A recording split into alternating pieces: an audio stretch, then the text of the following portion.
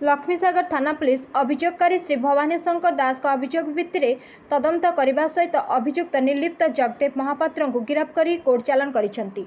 सूचनायोग्य जे श्री भवानी शंकर दास पेशारे जड़े व्यवसायी और तांकर बुद्धनगर एकाम्र प्लाजारे अटे हेवेन नाम एक कार ब्लेयर पार्ट्स दुकान अच्छी।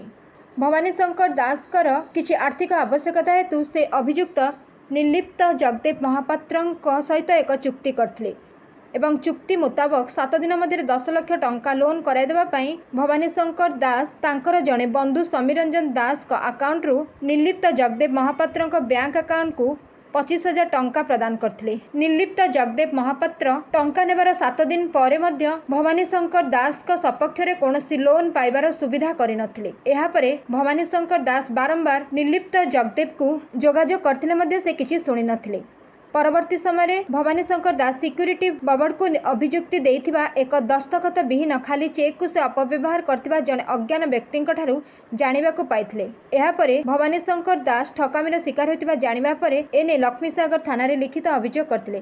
पुलिस ए मामलार तदंत करबा सह विशेष सूत्ररु खबर पाई अभियुक्त निर्लिप्त जगदेव को कल्पना छक निकटरू काबू करी थाना को आनिथिले।